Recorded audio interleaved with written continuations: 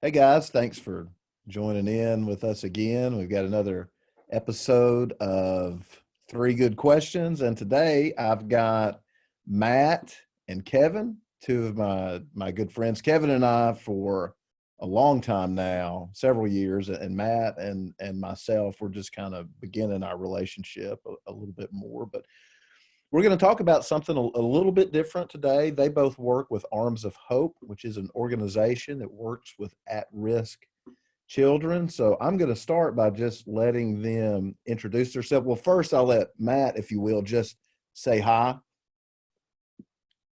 Hey, Grant, good to be here. Yeah, good to have you. And Kevin, if you will, say hi to everybody. Hey, Grant, good to see you. Good to be with you today. Yeah, good to see you too. Some of us here at Senatobia have met both of them. We took a small group to Arms of Hope last year, and we met Matt down there. One of our girls, our graduates from the youth program, spent the summer at Arms of Hope last summer. And Kevin and I, like I said, we've known each other, but he came and did a retreat for us, so we're familiar. We have a level of familiarity with both of them. But we'll start with Matt. And Matt, if you will, give us a little bit of a fuller introduction. Yeah, sure. So again, my name is Matt. I've been blessed to get to be the campus minister here at Arms of Hope Boles campus, about 45 minutes east of Dallas, going on my second year now. So it's been a really great couple of years. Prior to this, I've kind of been all over. It's been a bit of a journey getting here. Spent a little bit of time in the Army. Got out of the service and utilized my GI Bill and kind of hopped from one school, one classroom to the next, and spent a little bit of time on the East Coast, school, doing some preaching, adult education, and this guy Kevin Huddleston that y'all are going to learn a little bit more about here lately. Same guy that baptized me back in the day, officiated mine and my wife's wedding almost 10 years ago. So my wife's Shannon. We've got two kiddos, 5 and 3 years old. And Kevin brought me on board with Arms of Hope about a year and a half ago. So again, it's been a great ministry. My family and I love it out here. Met some really good people from Senatobia last summer. So I'm excited to get to spend a little bit of time with y'all today, and looking forward to some more future partnerships in the future. Yeah, that's great. Now I got a question. Does a wedding officiated by Kevin hold up in court? You know, that's a good question. We probably have to bring in some people way smarter than me, but we may want to look into it, Grant. I don't know. Okay, we may. Kevin, if you will, introduce yourself a little bit fuller. I hope it holds up in court, and there are a lot of couples across the United States that hope it holds up in court as well. Grant, it's good to be here with you. Wow, I mean, Grant, you and I got to know each other in the DMin program over at Lipscomb, and I'm not sure we had any idea what the road ahead looked like. Yeah. But we didn't have anything like this in mind that's going on right now. Yeah. But we're both in different places than we started. That's sure. Right. That's right. Yeah. I grew up out here in West Texas, and I went to Abilene Christian, and got into youth ministry, and headed to East Texas for a little while, and then back out here to San Angelo. I was youth and family minister at the Johnson Street Church out here for 30 years, and got to see Matt and a lot of kids grow up from this big on, and just an incredible time of ministry out here. But then about 2.5 years ago, made a shift from that to Arms of Hope. And we had our youth group had actually done volunteer work with Arms of Hope for a number of years, and gone to the Medina campus and done week-long trips.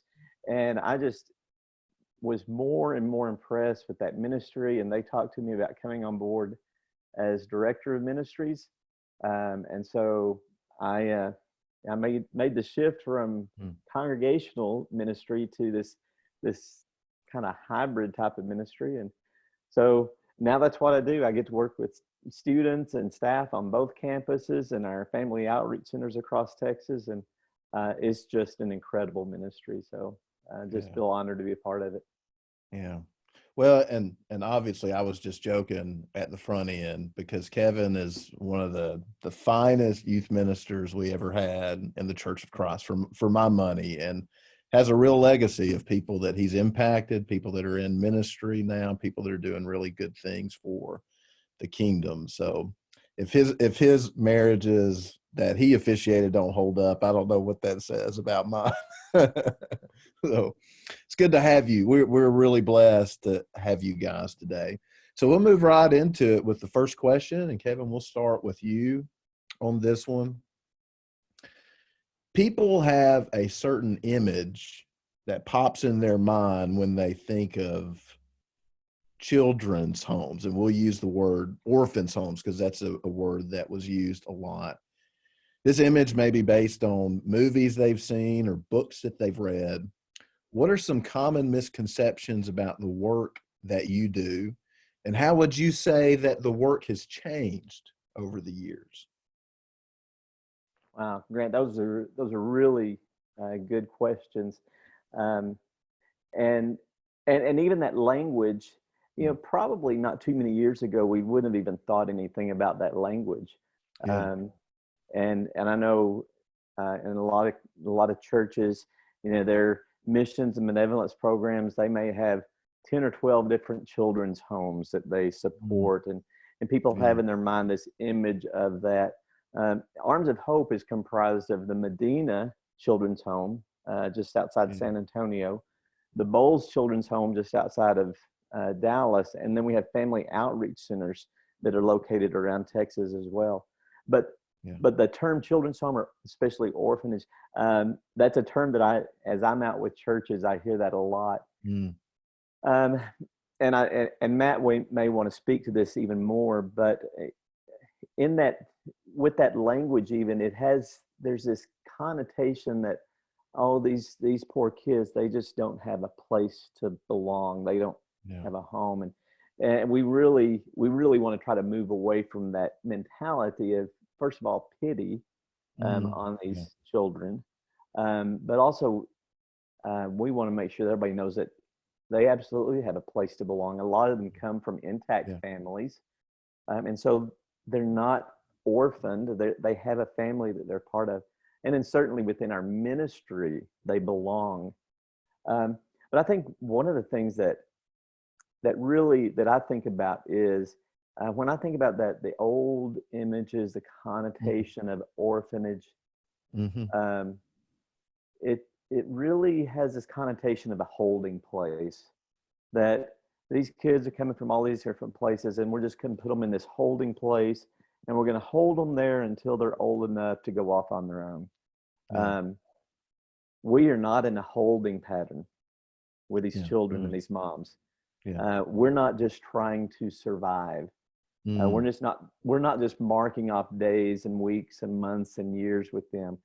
We believe that God has placed them in our care, and we want to do everything we can to help them thrive and flourish in every aspect of their life. Education, nutrition, social skills, all of those things. But we certainly want them to thrive in their spiritual formation. And so for me, I think that's one of the big things that we want to move away from that language, because it does kind of hold us back and says, we're just marking off days and years. Now every moment is special, and every moment we have with these children and with these moms is an opportunity to see the kingdom of God break out. So, so yeah, I think that's kind of how I feel about that one. Yeah. Well, Matt, what about you? What are some of the most common misconceptions you find yourself dealing with? Yeah, no, that's a great question. And Kevin, I think you said that perfectly, my friend. Just even that word orphan, right, which is a word that we're so familiar with, especially those of us who've grown up in Christian circles, reading the New Testament, right? There's this big common theme and this push that we are to be a people that care for widows and orphans. Those are kind of those two categories that are really pushed at us in a lot of areas, and rightly so, right? Two classes of people that we really should be caring for as the church. But I think Kevin really hit the nail on the head, right? When thinking of that word orphan, I think our minds so quickly can go to thoughts like the unwanted, right? Or marginalized would be a way that we use that too, right? Not to say that there aren't marginalized groups of folks in the world today, but when it comes to the kiddos on our campus, right, they very much belong to somebody, right? With, even just thinking about where our kids come from, whereas they're all coming from difficult places and backgrounds. And, I don't know of anybody alive in 2020 that doesn't have some form of trauma, within their lives. But just with that idea that all of our kiddos are privately placed, right? So whether that might be from failed adoption, or maybe just whatever's currently going on just within their own family dynamic, or whatever season that they're in, our kids still belong to somebody. And we're also fortunate in the sense that they get to belong to us too. So they're coming to a campus where it's our hope that we're getting to surround them with good, healthy, Jesus loving folks. They're going to do all of those things that Kevin was just talking about too, right? We want to make sure that so many of those things that I know I take for granted, right? Like having a pantry full of food and options, and, a warm bed and a roof over my head. And I know that I can go to sleep at night, and I feel safe in that. So those are some of those basic things that we want to be able to provide for the folks on our campus. But then also tapping into some of those emotional and mental needs too, right? So we've got some fantastic folks on campus, the real, some of our superheroes on campus, as I call them, but, licensed professional counselors that love Jesus too, right? And they're able to bring Jesus into those therapy sessions with the kids. And then to just be people on our campus that are continuing to introduce or reintroduce the person Jesus to our kids. And it's really fun. And I talk about it in a way that I think can sometimes maybe sound too good to be true. And I don't ever want to come across as we don't have our own valleys or our own difficult seasons that we go through. But so much of what we do just as a campus, as a staff, as friends, right, is relational ministry. So we don't have to stop at the point where we're making sure people's bellies are full and that they've got warm beds and homework is done, right? Like we get to do those things, but we also get to take it a step further and share meals together and do church together, do camps together, and do all of these different things. And that's with all of them, right? So on our campus, we've got about 140 people, about 35, 40 staff. And then we've got our single mothers program, and then we've got our college and career program, as well as our kids in cottages, our residential program. So it's a great place to be, Grant. I know there are a lot of stereotypes that sort of hang over the heads of a lot of us just because of the way that we've grown up. But at the end of the day, it's nice to be able to look at one another through those lenses that say that you belong and you're not just drifting. Like, I see you for who you are right now. Yeah. Let me ask you guys this. I thought about it while you were talking. One of the transitions that seems to be happening in, in the, like with organizations like Arms of Hope, one of the transitions is that traditionally students were cut off at 18, right? They were legal adults, they were cut off. And now, many of these organizations are actually extending that time and helping them transition into adulthood longer. Maybe you guys could tell me if you're doing that at Arms of Hope, and tell me a little bit about what you do to help them transition after they turn 18. Yeah, I'll jump in there real quick, and then Matt would love to hear more from you. But that was one of the.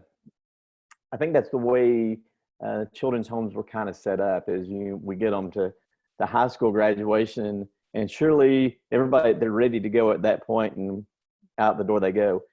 I wasn't ready after graduation, and so we have students who have been in our program who now remain with us, and they go into the college and career program, and we continue to just walk with them as they're making those decisions and leaning into adulthood. And I don't think I think it's a real healthy transition, because they really are still asking important questions, and we want to continue to walk with them. You know, I was also thinking, Grant, that when we think about this, I think one of the healthy ways for us to think of our campuses is as intentional faith communities. Yeah. That go beyond a Sunday morning in church. You know, we think about our congregations and we're faith communities, but we're living in this intentional faith community where we get to share meals and we're walking alongside little kids that are 2 years old, 18 years old. And then as they head into college and career, we just continue to walk with them. So, yeah. That's good. Matt, you got anything to add to that, or is that good? I mean, I think that's pretty much it, right? It's just trying to create space for some of that continued growth. And, you know, I know when I was 18, I'm thankful that I didn't have people in my life that just sort of turned me loose and let me do whatever I wanted, right? And so being able to, you know, if the child, of course, wants to, right? You know, 18, I know, is technically an adult. And so at that point, you know, they're choosing to stay or go or whatever they want to do. But thankful for those that see the value in some of that continued, you know, healthy nurturing and relationship and stuff. And so it's good stuff. Okay, good. Well, that moves to pretty naturally, I think, to the next question. What are your greatest needs in what you do? How can Christians who deeply care for at-risk children make the greatest impact for good in the ministry that you guys are part of? And we'll start with Matt on this question. Yeah, that's a great question, Grant. Thank you for that. And I know I'm speaking to church circles right now, right? But I know this is a very cliche thing, but I firmly believe that we can't do what we do without your prayers. We need people partnering with us, praying for us, praying with us, and just at the end of the day, seeking that the things that are done on this campus, we very much recognize they're not things. They're not happening because of anything that's special about me or Kevin or anybody on our staff, but because we believe that God is very much active and at work within the lives of everybody within Arms of Hope. So definitely prayers. Please keep praying for us. We love that. We need that. And I think another one of the big ones is just continued partnerships, right? So we're able to do what we do also just because of some of the great history that Arms of Hope has, whether that was Boles Children's Home and Medina's Children's Home before, and they've kind of blended together.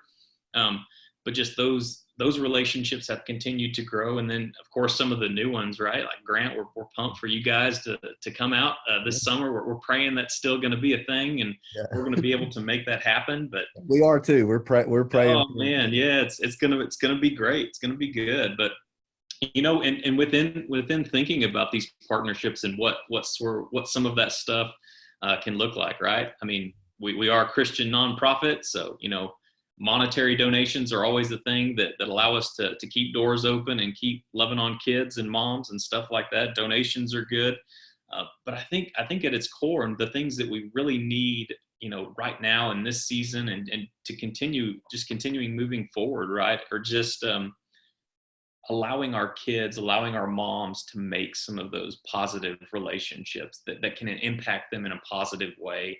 Right. You know, like I said earlier, you know, I'm where I am today because I had people like Kevin Huddleston in my life growing up, and so many people like him that just out of the goodness of their heart and their love for Jesus wanted to walk with me through my good seasons and bad seasons. Kevin, I don't know if I had any bad seasons or not, but you know, we'll think of the good ones.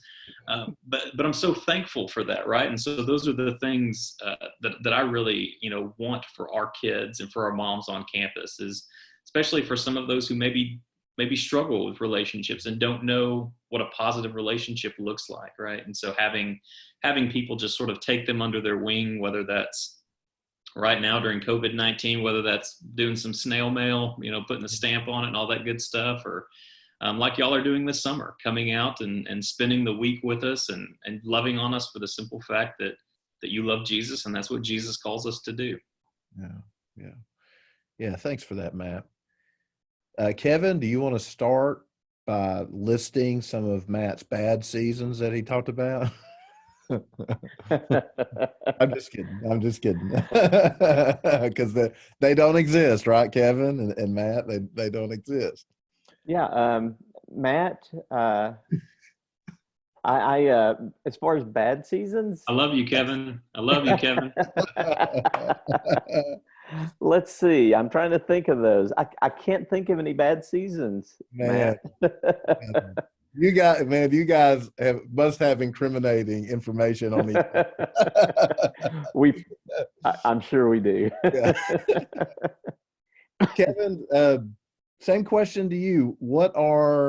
Do you see as the greatest needs that you have, and how can Christians that care deeply for children, particularly children that have been at risk on Mhm. some level, make the greatest impact in the ministry that you do? Yeah, those are, again, great questions. And, I would say that obviously there's that hands-on need. We always need people who are willing to be house parents, and that is it's a tough job, but it is so important and so rewarding. And so if there are people out there who would be interested in joining us on our campuses and exploring the possibility of being house parents, we would definitely want to explore that. But again, what Matt's saying, just the partnership, and that's coming to our campuses. There's always work to be done. There's physical labor that can be done. There's ministry activities that can be done on the campuses with the children and with the moms.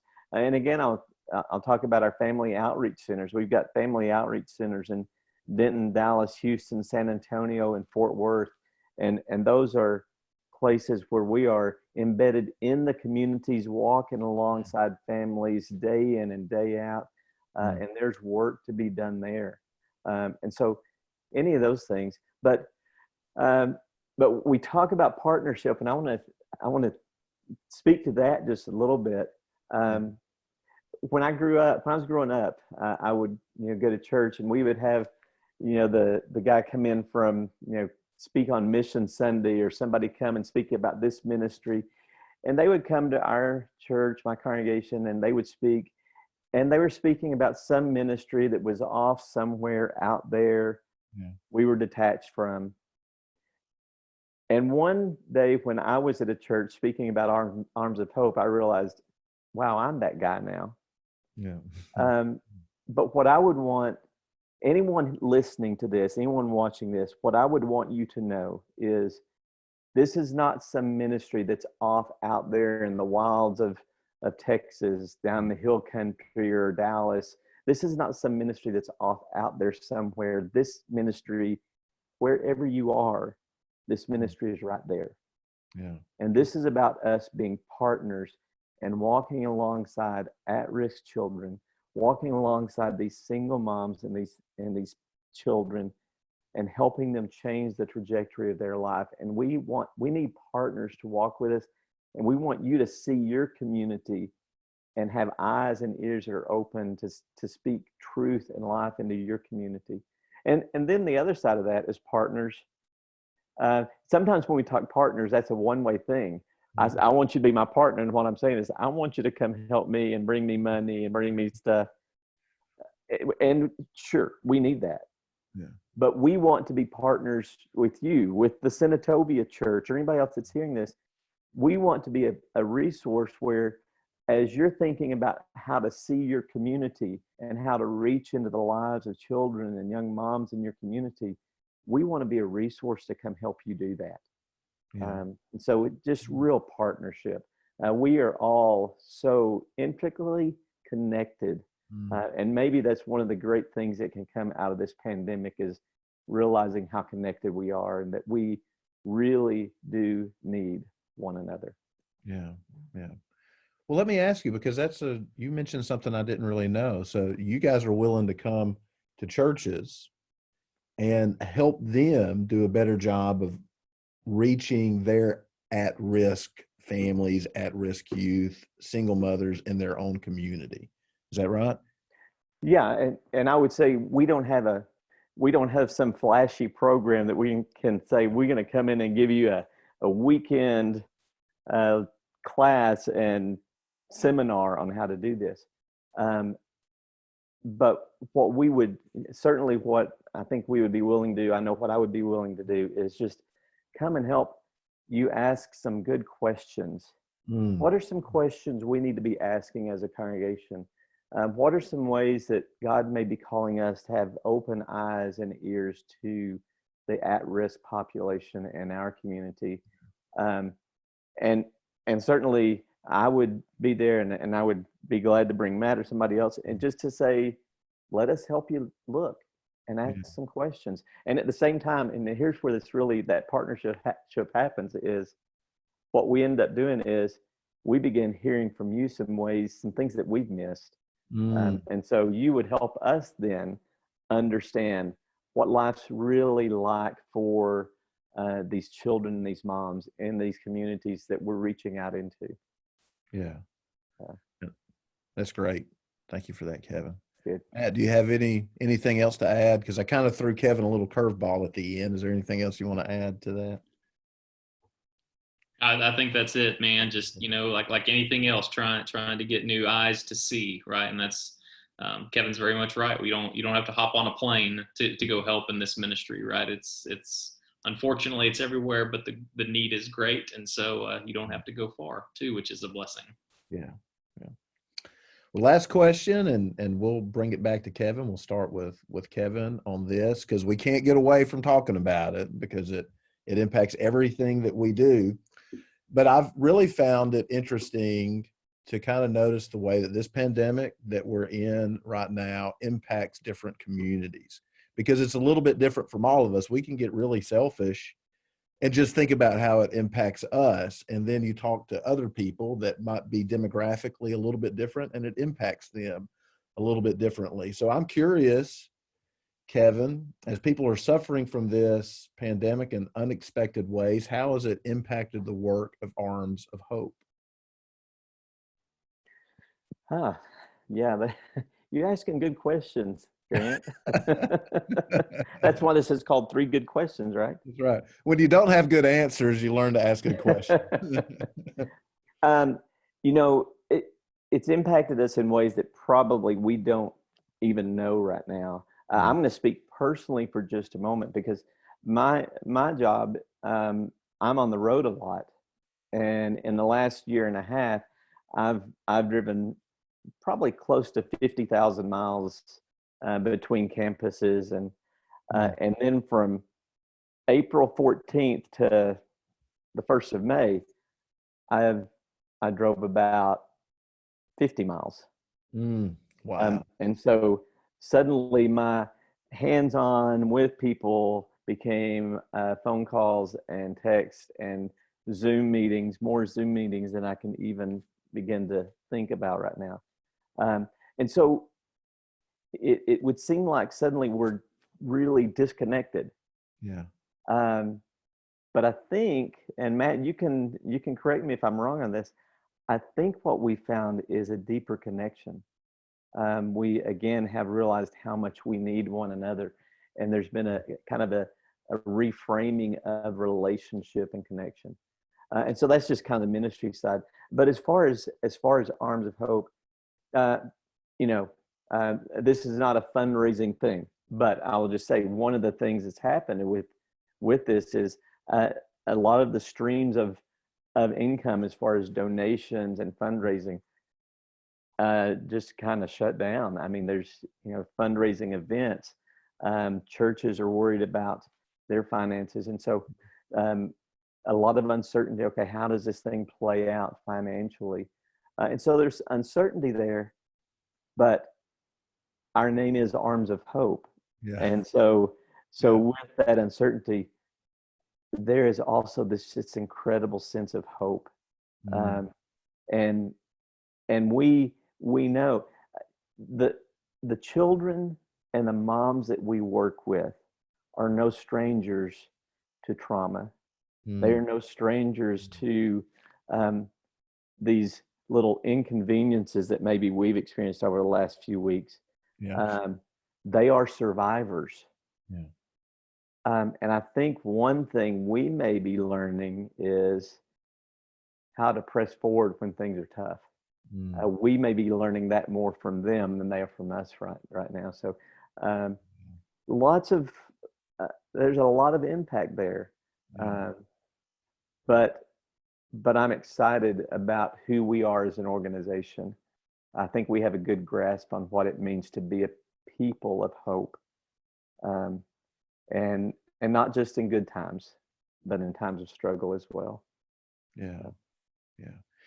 But that is really interesting, Kevin, especially about how the students, the kids, the families that you have might be our teachers during this as they've handled these inconveniences. One of our shepherds that does the majority, we funnel most of the help that we give. You know, he cares for people, helps people through him. He's kind of the guy that it goes through.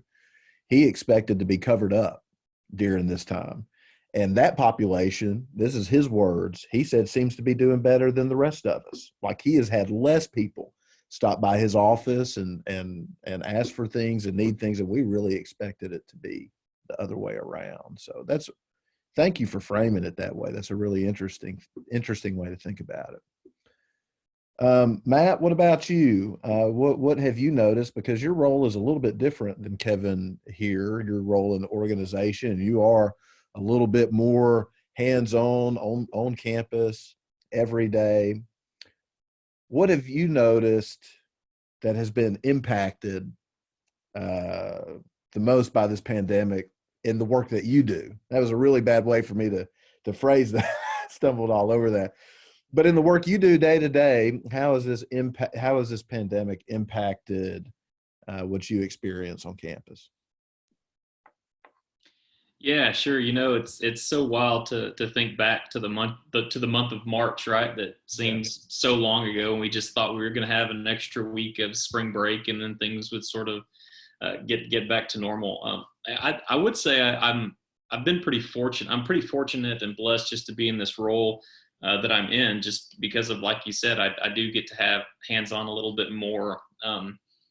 Sheltering in place as a community looks a lot different than just individual households. I'm sure, you know, Kevin and I have been talking quite a bit in the last 2 months, 10 years, however long we've been doing this, right? And, you know, and it's one of those things, my heart has gone out to Kevin so much because I know how much Kevin wants to be, you know, with his people, with us here on our campus and the family outreach centers and stuff.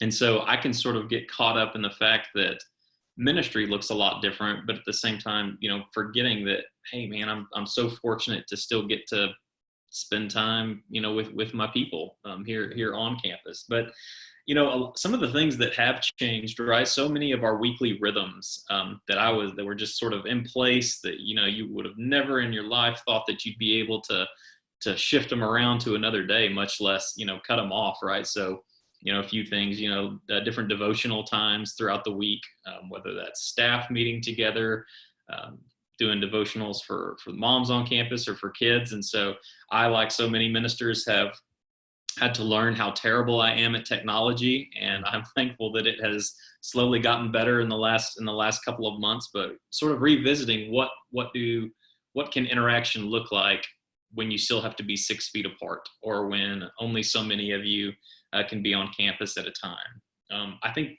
probably the biggest struggle, I wouldn't say struggle, obstacle, you know, however you want to frame it, has been just trying to get kids through school, right? And so, whereas a lot of households, right, and I've got 2 kids, and so I get the whole trying to get your kids through school right now, and that's a challenge unto itself. But you know, we've got about 20 kids on campus where transition is naturally just a little bit harder for them due to where they've come from. And so lots of grace for I think for us as staff, but then at the same time for kids as well. So ministry has been fun in a lot of ways too, just because, you know, for instance, this morning from 8:30 to 12:30, I was sitting with all of our kids trying to remember how to do 5th grade math homework and social studies as an 8th grader. And, you know, so many things that I've forgotten. But I think Kevin is absolutely right. we rely on summer so much just for some of those deeper connection points, whether that be camp or trek or groups coming out, so many different things. And I was visiting with Ginevra. She's our residential and clinical director here on our campus. And we were just talking this morning briefly about how there has been such good connection in the midst of this, right? Because at the end of the day, we can't go anywhere. We've been sheltering in place together. And so we've gotten to know each other a little bit more. And I think Kevin's also right in the sense that, man, our people have taught me a lot in these last couple of months. And so at the end of the day, whereas things have changed, we've had to learn new rhythms and things have been switched around. Some things have been canceled altogether. I didn't even know the word Zoom prior to the end of March, right? But I'm so incredibly thankful that at the end of the day, our mission here on this campus and here just within Arms of Hope hasn't changed, right? God has still allowed those doors of caring for moms and caring for kiddos to stay open. And I'm so thankful just to be able to be a small part of that, right? And still getting the chance to point people to Jesus, which is at Arms of Hope's core. So very thankful for that. Yeah, that's great. Praise God for that and for your mission. So last, kind of a bonus question here. We'll start with Matt on this. Is there anything that as we've had this conversation that you've thought about that you may want to touch on a little bit more? Specifically, if it has anything to do with dirt you may have on Riley Grace Robinson, we would really appreciate that here at Senatobia. Oh, Riley, man, where could I start? We'll save that. Y'all come out this summer, and I'll tell you all the stories from last summer. Bring Riley with you. We miss her a lot on this campus. She's gonna be with us. She's gonna be good. I'm glad for that. Grant, I'm just, again, man, I'm thankful just for the opportunity to tell a little bit about Arms of Hope and the stuff that we're doing, and to you and to all the folks at your church that are currently praying and gearing up and hoping that y'all will be able to come out here this next month. Just thank you for your prayers, number one, but just I know Mississippi and Texas, right? There's a little bit of distance, hours and hours of distance, but just the fact that that y'all care enough to have this conversation, to open up the possibilities of coming out and loving on us. It means more than you know. So we appreciate y'all very much. Yeah, thank you. And before I throw it over to Kevin, where can people go? Website, if they want to learn more about Arms of Hope, and if they want to, even if giving, financially helping you guys might be something that through this conversation God puts on their heart, where might they be able to do that as well? Yeah, thank you for that. So our website is just armsofhope.org. If you log on there or type that in, you'll be able to find out a lot more information just about what we do, where our campuses are, a little more about Family Outreach Center, and there is an option to donate there as well. Also, you follow us on social media. We do have a YouTube page. You just type in Arms of Hope, and that'll keep you up to date on all of our videos. But then Facebook and Instagram. Also, you'll be able to see lots of pictures of our people on campus just smiling and doing life together. Awesome. Thank you for that, Matt. All right, Kevin, what about you? Anything through this conversation that we may have left out that would be helpful for people to know? I would say a couple of things. And first, in this pandemic, this time that we have, we know there's reports out there, and we anticipate that they're true, that families are under incredible stress, and the number of families that are going to be in crisis mode following this, and as we get on the other side of this, is going to increase. And so ministries like Arms of Hope are going to be even more vital at that time. So we want to make sure that we are in a healthy place as an organization to just help as many people as possible. And so just inviting people to join us in prayer for families navigating this and for organizations that will help them work through. But there's a story that I'll tell you, a quick story. Okay. Last summer, Matt was with me, and we got to take our first ever foreign mission trip out of Arms of Hope. And we took a group of students from the Boles Medina campus to Brazil. And while in Brazil, we worked with the a youth camp, a homeless ministry, a drug rehab facility. And it was a phenomenal trip. But before we went, the night before we left, we were flying out of Dallas, and I was anticipating this just incredible excitement that night, because we're about to go to Brazil for 12, 13 days to do this mission. Mm. And everyone, it was like there was no energy. Mm. Everyone's like quiet and like real subdued. The next morning we got up and we went to DFW, and everybody's sitting at the gate and still really subdued. And I'm like, this is not what I was expecting. Mm. And we got to Brazil, and they just jumped in, and they were phenomenal. Just did an incredible job. And the last night we were together in Brazil, we're talking in our devotional time. I said, okay, we're about to go home. I want to hear, how did you see God at work? And they're sharing with one another. And it's just this rich experience. And finally I said, okay, this is great tonight where you guys are and all the excitement. But 12 days ago was a different story. What was going on? Yeah. It was like you didn't want to come. And they were like, what do you mean? I said, well, let me ask it this way. 12 days ago, how many of you really never thought this trip would happen? Mm. And the hands started going up. And what I realized was that we had a bunch of students who had a lifetime of broken promises. Mm. They had a lifetime of somebody saying, hey, I'm going to be there, and they're not. A lifetime of somebody saying, hey, we're going to do this, and they don't. And what I've come away from that with is that Arms of Hope, we want to be a place where we keep our promises. Mm, yeah. And so that's what we're trying to do. We believe that God has placed these children, these moms in our care, and we are promising to them that we're going to walk with them. Yeah. Through good and bad, we're going to walk with them. And we're going to keep that promise. Mm, yeah. So. And, maybe that's a jump point for all of our churches too, is as we think about these children that are at risk, we can start by making some promises, but maybe even more importantly, be committed to fulfilling any promise that we make. That's right. That's right. And thank you guys so much for this conversation. Again, the website is Arms of Hope. That's one word, armsofhope.org. Matt, one more time, say goodbye. Thanks, Grant. See you guys. Thanks, man. And Kevin, thank you. Great. Good being with you, and look forward to seeing you face to face. Yeah. Sometime soon.